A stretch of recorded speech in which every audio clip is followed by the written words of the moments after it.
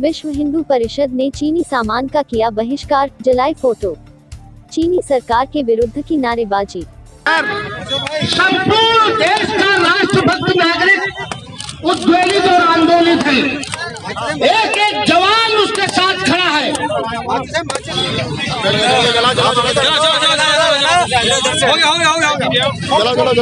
अरे उठा लो, अरे पीछे हटो बैठ जाओ सब। लाइन पे रहना। मैं पवन कुमार हो रहा हूँ, विभाग अध्यक्ष हूँ विश्व हिंदू परिषद का।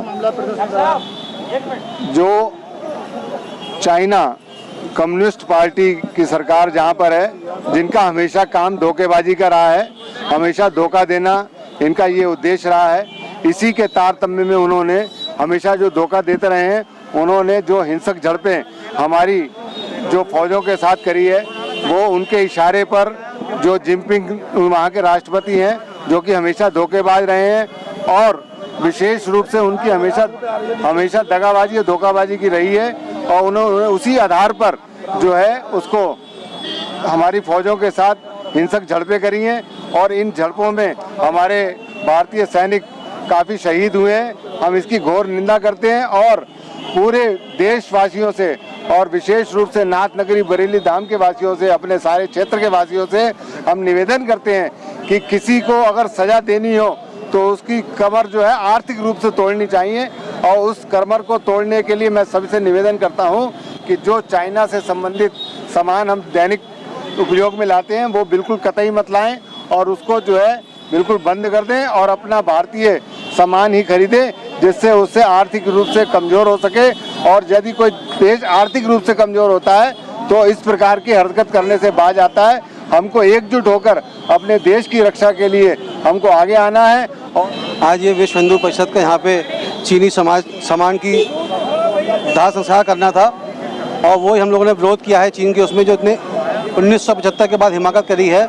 और इसमें समस्त व्यापारी भी शामिल हुए हैं और व्यापार मंडल की हैसियत से हम सभी अपने व्यापारियों से भी निवेदन करना चाह रहे हैं कि वो लोग भी चीनी माल को बेचने का बहिष्कार करें और स्वदेशी अपनाएं। यही आत्मनिर्भर बने। चीन को सबक सिखाने का सबसे एक महत्वपूर्ण तरीका यही है कि हम लोग उसका माल मंगाना बंद कर दें, माल को बेचना बंद कर दें। डॉक्टर क्या शुभ नाम है आपका? डॉक्टर बिमल भारद्वाज। किस संबंध में आज इकट्ठे हुए हैं? कल जो चीन ने हमारे देश के साथ जो गद्दारी की है, जो अप्रत्याशित घटना की है, जो 1962 का धोखा दिया, आज फिर धोखा दिया, उसके विरोध में हम सब लोग ये अभियान पहले से चला रहे थे। चाइना विरोध का अब बहुत तेजी से इसमें गति लानी है। हम स्वावलंबी बनना चाहते हैं, चाइनीज सामान का बहिष्कार करना चाहते हैं। धीरे धीरे ही सही, लेकिन धीरे धीरे आगे और हमें आत्मनिर्भरता की ओर बढ़ना पड़ेगा। गीता सिंह है, विश्व हिंदू परिषद में महानगर उपाध्यक्ष हूँ मैं। भारत के सैनिकों को चीन की सेना ने हत्या कर दी, हम क्या कहना चाहेंगे इसमें? चीन तो हमेशा से हमारे देश के साथ गद्दारी करता चला आ रहा है। वो हमारे भारतीयों की अच्छाइयों में फायदा उठाना चाहता है और कुछ नहीं। उसको ये नहीं पता है कि जिस दिन हम लोग दहाड़े वो पीछे ही भागता दिखेगा। इसी वजह से आज हम लोगों ने ये सब स्टार्टिंग की है कि आगे हम लोग इनकी चीज़ों का बहिष्कार करेंगे, आर्थिक रूप से इनकी कमर तोड़ेंगे, उसके बाद हम लोग आगे बढ़ेंगे। कि हम अपने देश के जाबाजों के जिस शौर्य से, पराक्रम से जो सीमा पर लड़ रहे हैं और हमें सुरक्षित रख रहे हैं, उनके शौर्य और पराक्रम के, उनके शहीद होने पे उनके लिए हम शत शत नमन करते हैं और उनका अभिनंदन। गन्ना किसानों ने बनाया इतिहास।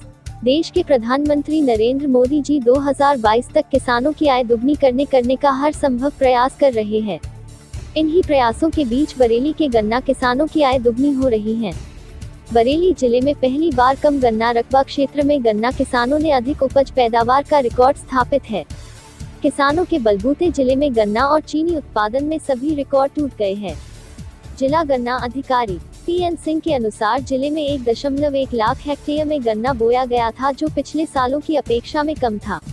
इसके बावजूद भी गन्ना का उत्पादन में बढ़ोतरी हुई है, जिसमें जिले की 5 चीनी मिलों में 413 लाख कुंतल से अधिक पेराई की गई है, जिसमें 47.52 लाख कुंतल चीनी का उत्पादन हुआ, जो जिले में इतिहास का सबसे अधिक है।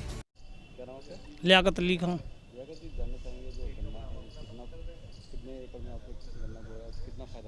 सब हमने गन्ना 40 बीघे में बोया, लगभग 7 एकड़ में। उसमें फ़ायदा ज़्यादा मिला और अच्छी पैदावार हुई। लॉकडाउन था लेकिन लेबर उबर मिलती रही, सही सलामत काम चला और पेमेंट भी अच्छा हुआ।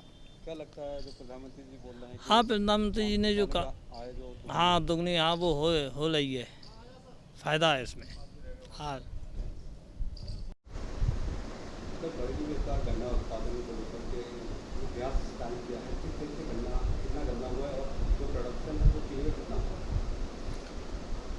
अभी तक बरेली ज़िले में, बरेली की हिस्ट्री में पहली बार 4 करोड़ 13 लाख कुंटल गन्ने की खरीद की गई। अब इससे पहले इसका रिकॉर्ड 4 करोड़ 4 लाख का था। पिछले साल 3 करोड़ 51 लाख कुंटल गन्ना खरीदा गया, इस बार 4 करोड़ 13 लाख खरीदा गया, लगभग 60 लाख कुंटल ज़्यादा पिछले से ज़्यादा खरीद हुई। चीनी की प्रोडक्शन में लगभग 47 लाख 62 हज़ार कुंटल चीनी बना है, तो वो भी एक रिकॉर्ड है। और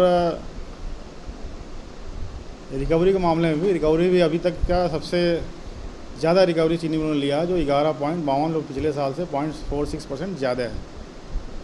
तो क्या लगता है किसानों को इस बार अभी लाभ हुआ है गन्ने से? हाँ, पिछले साल लगभग 1128 करोड़ का गन्ना मूल्य भुगतान किया गया था। इस बार लगभग 1313 करोड़ का गन्ना खरीदा गया, जो भुगतान होगा लगभग 194 करोड़ का ज़्यादा गन्ना पिछले साल से ज़्यादा खरीदा गया। क्या वजह है कि जो गन्ना उत्पादन है वो बढ़ा है? गन्ना किसानों ने मेहनत किया, प्लस समय से जो बारिश हुई बीच में, उससे गन्ने का प्रोडक्शन बहुत बढ़ा। गन्ना अच्छा भी था। आला हजरत ट्रस्ट ने न्यूज 18 के पत्रकार पर की कानूनी कार्यवाही की मांग। बरेली, आला हजरत ट्रस्ट के कार्यकर्ताओं ने मीडिया कोऑर्डिनेटर चंगेज खान के नेतृत्व में जिला अधिकारी को ज्ञापन दिया और न्यूज 18 के पत्रकार अमीश देवगन द्वारा टीवी डिबेट में ख्वाजा गरीब नवाज की शान में गुस्ताखाना रवैया देकर करोड़ों लोगों की आस्था के साथ खिलवाड़ किया है। मैं चंगेज खान, आला हजरत ट्रस्ट से मीडिया कोऑर्डिनेटर।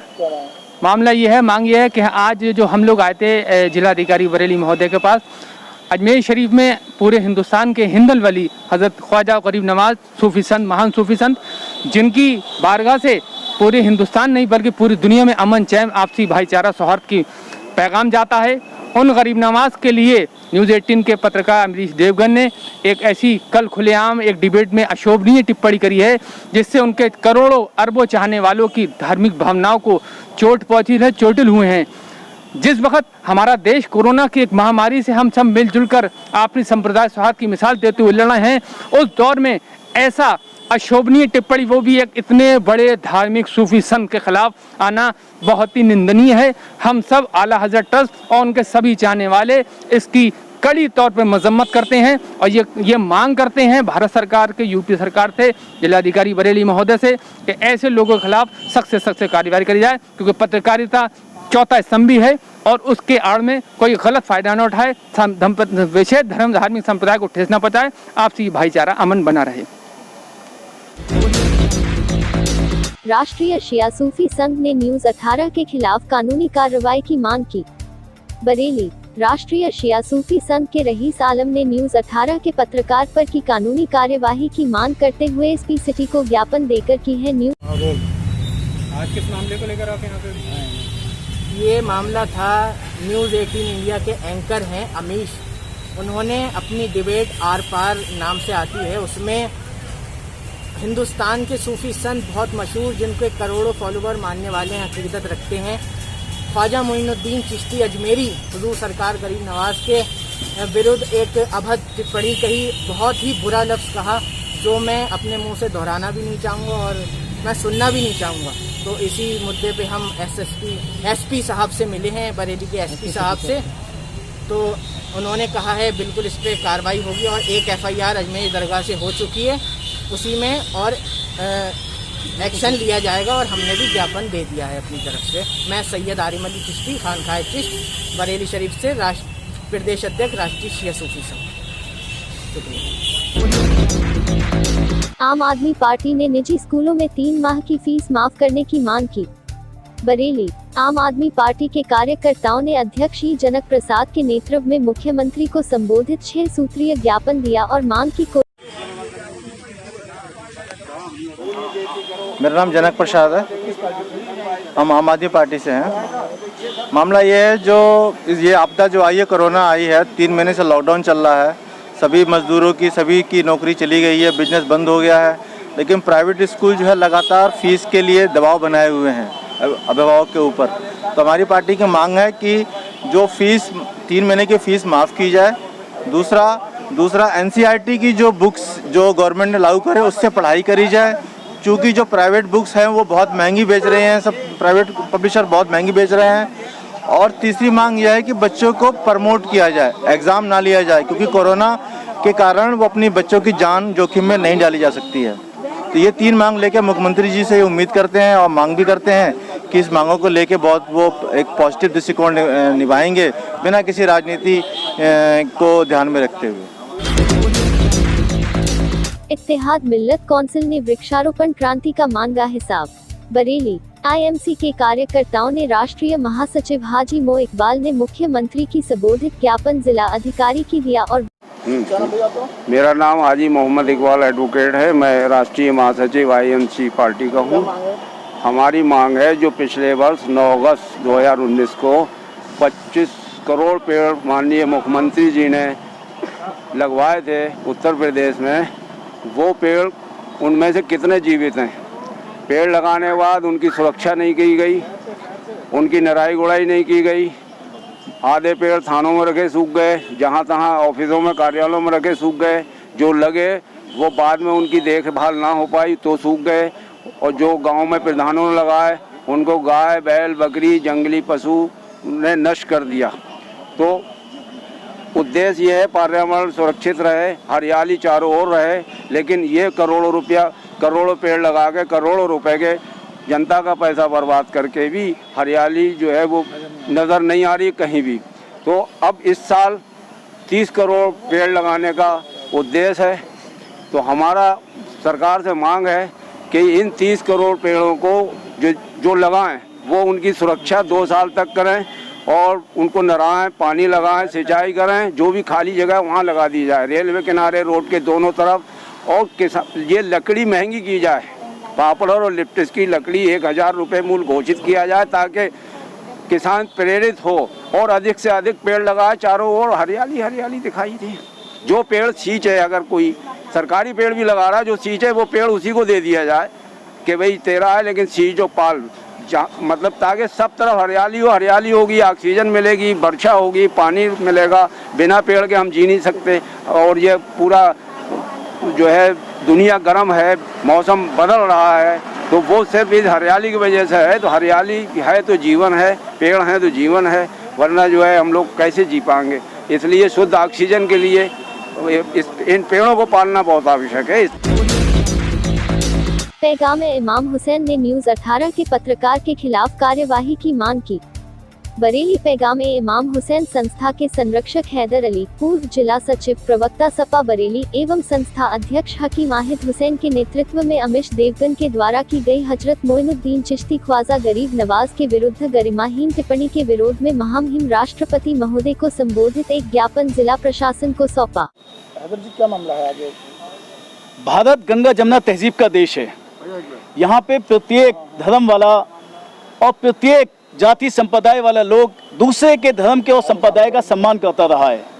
हमारी तहजीब इस बात पर रही है कि जब हिंदू को दर्द होता है तो मुसलमान उस दर्द में खड़ा होता है, और जब मुसलमान को दर्द होता है तो उसमें हिंदू भाई खड़े हो जाते हैं। परंतु कुछ लोग इस गंगा जमुना तहजीब को तोड़ना चाहते हैं। उसी में एक पत्रकार है अमीश देवगन, जिन्होंने हिंदल वली ख्वाजा गरीब नवाज, जिनसे सब तमाम धर्मों के लोग जिनके आस्थाने पर जाते हैं फैज़याब होने के लिए, उनकी शान में बहुत बड़ी गुस्ताखी की, उनको माज़ल्ला लुटेरा कहकर टीवी पर बुलाया।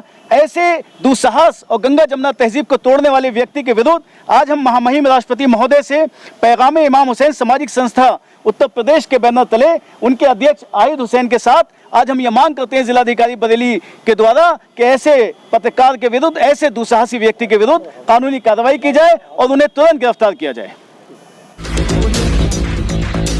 दिल्ली से बाराबंकी जा रहे प्रवासी मजदूरों की DCM पलटी, 2 की मौत 9 घायल। बरेली में आज सुबह एक सड़क हादसा हो गया। इस हादसे में 2 बच्चों की मौत हो गई। जानकारी के मुताबिक फतेहगंज पश्चिमी के टोल प्लाजा के पास आज DCM का स्टीयरिंग अचानक जाम हो गया, जिसके चलते DCM पलट गई। DCM पलटते ही गाड़ी में बैठे लोगों में हड़कंप मच गया।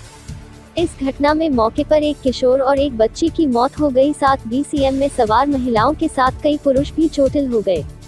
क्या नाम है आपका? रूपचंद सर। रूपचंद जी, कैसे घटना हुई, कहाँ जा रहे थे? सर हम दिल्ली से आ रहे थे, बाराबंकी जा रहे थे और रात में मान लो करीब 2:30 बजे के गाड़ी मान लो पलट गई। ड्राइवर का कहना है कि सर की गाड़ी मेरे चक्का जाम हो चुका था, उसमें गिरने से मान लो सर 10-12 आदमी तो घायल हो चुके और 2 बच्चे खत्म हो गए मौके पे, उनकी मौत हो चुकी। कहाँ जा रहे थे आप? बाराबंकी। दिल्ली में क्या करते थे? दिल्ली मजदूरी करते थे। तो लॉकडाउन में पहली बार आ रहे थे अपने गंतव्य पे? हाँ, तो सर अपनी पहली बार DCM में आ रहे थे, छोटी गाड़ी। किसी फैक्ट्री में काम करते थे या वैसे? नहीं, वैसे मजदूरी करते थे। सब कितने लोग थे? करीब 12-15 आदमी थे। कोई फैमिली थी? नहीं, फैमिली 2 बच्चे हमारे ही थे, मान लो तो भाई के थे। नाम तो सर मुझे नहीं याद है। एक लड़की एक लड़का खत्म हुआ। 2 बच्चे ही खत्म हुए। 2 बच्चे खत्म हुए, एक लड़की है करीब 14-15 साल की, लड़का होगा 5-7 साल के बस। खेमराज नाम है सर। प्रेमराज जी, क्या हुआ था?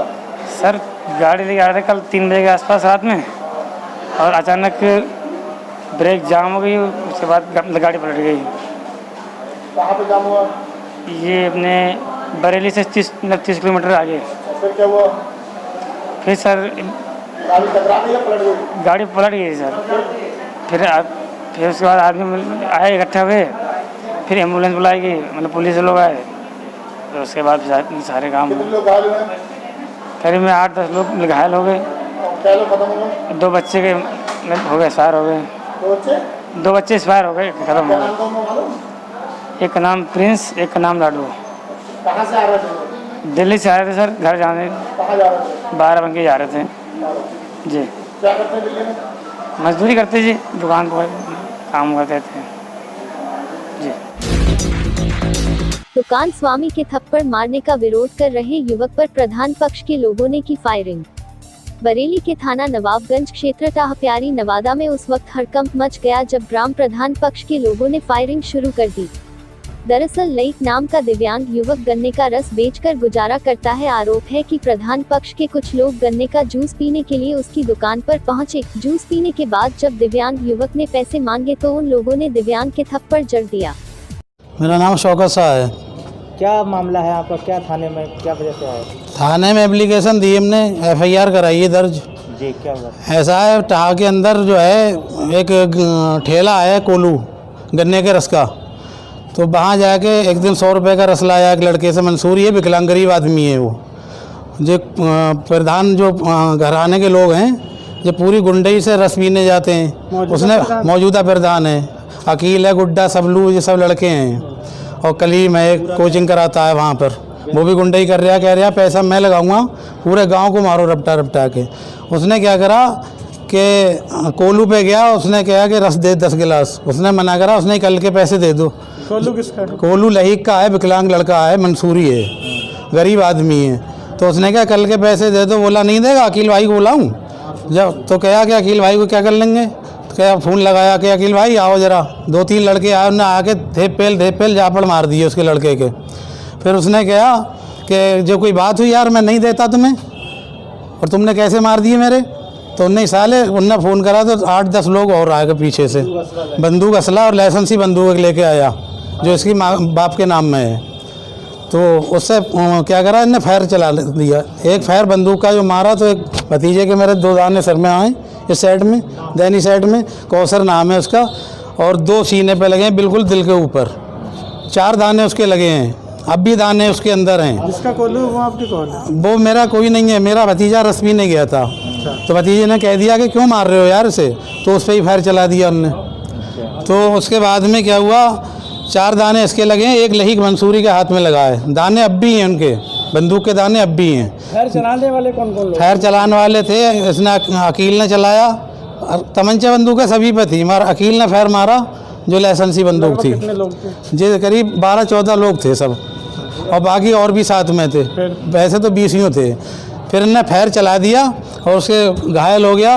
और वो वहाँ से जब हमें पता लगा, हम लोग आए और हमने कहा कि क्या हुआ, तो गया कि ऐसी बात थी, गोली चला दी। हम तहरीर दे दी हमने, FIR कराई है, 307 बनी है उसमें। की बात है ये परसों की बात है, 9 बजे की। और कल मुकदमा लिखवाया है हमने थाने के अंदर। कहा जा रहा है तो पूरी गुंडई है, गरीबों को सताते हैं। ये प्रधान का मतलब ये नहीं होता है किसी के ठेले पे से खरबूज उठा लिया, किसी के आलू ले गए, किसी से सब्जी ले गए, किसी तरबूज उठा के ले गए। आपकी उनसे कोई पुरानी मेरी कोई दुश्मनी नहीं है। और वो कह रहे हैं कि वो प्रधानी के चक्कर में, प्रधानी मैं कभी आज तक प्रधानी नहीं लड़ा हूँ, ना मैं कभी प्रधानी लड़ा हूँ। गाँव में मालूम कर लिया जाए, पुलिस जाँच कर रही है, पुलिस साथ है हमारे और पुलिस की मदद मिल रही है हमें। अब आप क्या चाहते हैं? अब हम ये चाहते हैं कि उन पर कार्रवाई हुई है और इससे भी ज़्यादा सख्त कार्रवाई हो, उन पर फोर्स जाए और पकड़ के लाए उन्हें और बंद करे। और कलीम है, उसकी कोचिंग है बरेली, वो बदमाशी दिखाता है कि ऐसा 10-20 लाख रुपए उठा दो, हमारा प्रधानी जीतना है, हमें हर कीमत पे रपटा के मारना है। कलीमुद्दीन, हाँ, चुनाव को लेके चल रही है। 10 साल ये प्रधान नहीं रहा बीच में, पहले इससे पहले डॉक्टर मोइन बेग रहे, फिर बाबू साहब रहे, हमारी जाति है, चाचा हमारे। सुल्तान उल हिंद बादशाह हिंद सरकार ख्वाजा गरीब नवाज रह शून्य की शान में गुस्ताखी करने वाले न्यूज़ 18 इंडिया के एंकर अमिश देवगन के खिलाफ मुकदमा दर्ज कर सख्त से सख्त कार्यवाही करने के संबंध में। सर क्या नाम है आपका? डॉक्टर कमाल नियाजी। सर किस चीज़ का ज्ञापन देने आए सर? फैज़ान नियाजिया वेलफेयर सोसाइटी और खानका नियाजिया की जानिब से ये ज्ञापन दिया है। जो न्यूज़ 18 के एंकर हैं अमिश देवगन ने उन्हें ख्वाजा मोइनुद्दीन चिश्ती, जो हिंदू मुस्लिम तमाम लोगों की आस्था का केंद्र हैं, ख्वाजा गरीब नवाज, जो कौमी एकता गंगा जमनी तहजीब को बरकरार रखे हुए हैं, जिनकी वजह से सब लोग एक साथ रहते हैं, और हमारा मुल्क का प्रधानमंत्री जिनके हर साल उर्स में चादर पेश करता है, उनकी शान में गुस्ताखी करी है, जिससे पूरे मुल्क में लोगों में गम और गुस्सा है। उसके ख़िलाफ़ कानूनी कार्रवाई करने के लिए, उनको जर्नलिस्ट के पद से हटाने के लिए, क्योंकि जर्नलिज़म भी बदनाम हो रहा है, मांग करने हम लोग आए हैं यहाँ पर कि ताकि उनके साथ फ़ौरन सख्त से सख्त कार्रवाई की जाए, क्योंकि वो हिंदू मुस्लिम नहीं बल्कि तमाम दुनिया में गरीब नवाज मशहूर हैं। हिंदुस्तान हमारा ख्वाजा गरीब नवाज की वजह से मशहूर है। हमारे मुल्क की छवि ख़राब हो रही है ऐसे लोगों के इस टाइप के उल्टे सीधे बयानात देने के, देश का माहौल ख़राब हो रहा है। हमारी मांग है कि प्राइम मिनिस्टर प्रेसिडेंट फ़ौरन इसके ख़िलाफ़ सख्त कार्रवाई करें।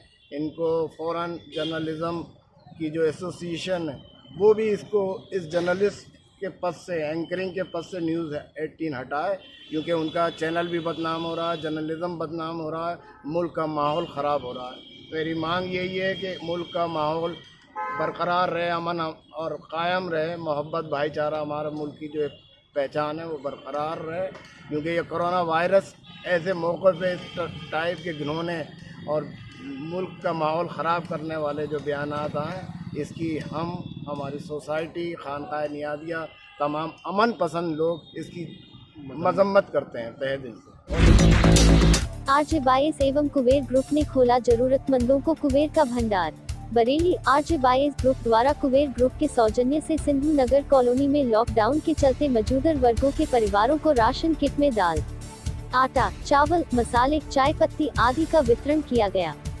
कुबेर ग्रुप में निदेशक विकास मालू के निर्देश पर बरेली में पुनः पैकेट का वितरण आरजे बायस ग्रुप के निदेशक अमित भारद्वाज के नेतृत्व, राधा रानी सेवा ट्रस्ट के अध्यक्ष राम सेवक भारद्वाज, कुबेर ग्रुप के अधिकारी दिलीप गुप्ता, राष्ट्र जागरण युवा संगठन के जीतू देवनानी के नेतृत्व में किया गया। इस मौके पर सिंधु नगर मंदिर के पास में गोले बनाकर सोशल डिस्टेंस के साथ मजदूर वर्गों एवं गरीब जरूरतमंद परिवारों को 50 राशन किट का वितरण किया गया।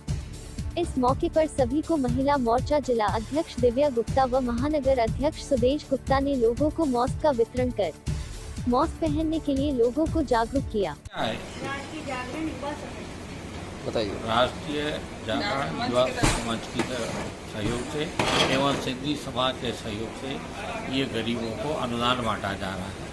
हमारे माननीय प्रधानमंत्री मोदी जी के द्वारा भी यही आह्वान किया कि कोई भूखा न सोए, इसके जो है कारण गरीबों को जो है वितरित किया जा रहा है और सबसे भी अपील की गई कि जितना सहयोग हो सके वो करें। एनजी न्यूज़ से जुड़े रहने के लिए चैनल को सब्सक्राइब करें और बेल आइकन को दबाना ना भूलें।